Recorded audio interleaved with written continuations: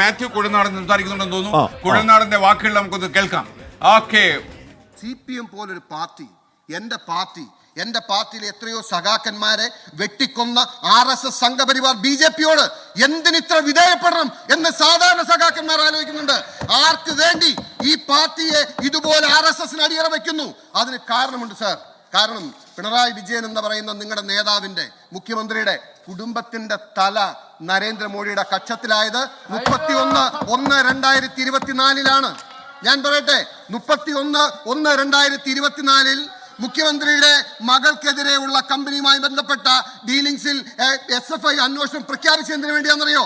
അതായത് ഹൈക്കോടതിയിൽ ജസ്റ്റിസ് ദേവൻ രാമേന്ദ്രൻ ഈ കേസ് പരിഗണിച്ചുകൊണ്ടിരിക്കുമ്പോൾ കോടതി വിധി പറയാൻ തയ്യാറെടുക്കുന്ന സമയത്ത് സെൻട്രൽ ഗവൺമെന്റ് വന്നിട്ട് പറയുകയാണ്, ഞങ്ങളിതാ അന്വേഷണം ആരംഭിച്ചു എന്ന്. എന്തിനു വേണ്ടിയിട്ടാണെന്നറിയോ? ഹൈക്കോടതിയുടെ കയ്യിൽ നിന്നും ആ കേസ് എടുത്ത് മാറ്റുന്നതിന് വേണ്ടിയായിരുന്നു സാർ. 8 മാസം സമയമാണ് കൊടുത്തത്. കറക്റ്റായിട്ട് 8 മാസം പൂർത്തീകരിച്ചു. എന്താണ് ഇതുവരെ SFI അന്വേഷണം പുറത്തു വരാത്തത്? അതിന് പിന്നാലെ ഞാൻ ചോദിക്കട്ടെ, ADGP മാത്രമാണോ SFI-യിലൂടെ, DYFI-യിലൂടെ, CPM-യിലൂടെ വന്ന് എല്ലാ പടിയും കയറി നിങ്ങളുടെ ഇടതുപക്ഷത്തിന്റെ ആ കൺവീനറായിരുന്ന EP ജയരാജൻ എന്തിനാണ് സാർ ജാവേദ്കറുമായി ചർച്ച നടത്തിയത്? ചുമ്മാ വഴിയെ പോകുമ്പോൾ വീട്ടിൽ കയറി വന്നാന്ന് കേരളത്തിലെ ജനങ്ങളോട് പറയാൻ നിങ്ങൾക്ക് ലജ്ജയില്ല എന്ന് ഞാൻ ചോദിക്കുന്നത്. അത് മാത്രമാണോ നിങ്ങളുടെ ഇടതുപക്ഷത്തിന്റെ കൺവീനറായിരുന്ന EP ജയരാജനെ മാറ്റേണ്ടി വന്നു? എത്ര ഇൻസ്റ്റൻസ്, ഒന്നല്ല ഒരുപാട് ഇൻസ്റ്റൻസ് RSS-ഉമായി ബന്ധം CPM-മായി സ്ഥാപിക്കുന്നു. നിങ്ങൾക്ക് മറുപടിയില്ല, നിങ്ങളുടെ മുഖ്യമന്ത്രിക്ക് മറുപടിയില്ല.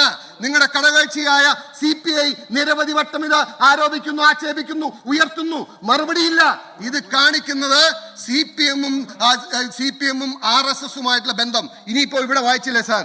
ഇപ്പോൾ ഞാൻ ഈ ജഡ്ജ്മെന്റ് വായിക്കുകയായിരുന്നു. ഈ ജഡ്ജ്മെന്റ് സാധാ ഇപ്പോ BJP-ക്കാരുടെ പ്രസംഗം എന്താണ്?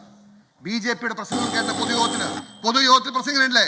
സുരേന്ദ്രനെ കുറ്റവിമുക്തനാക്കി, സുരേന്ദ്രനെ ഒരു തെറ്റും ചെയ്തിട്ടില്ല. എങ്ങനെയാണ് സാർ? ആ ജഡ്ജ്മെന്റ് ആണ് എൻ്റെ കയ്യിലിരിക്കുന്നത്.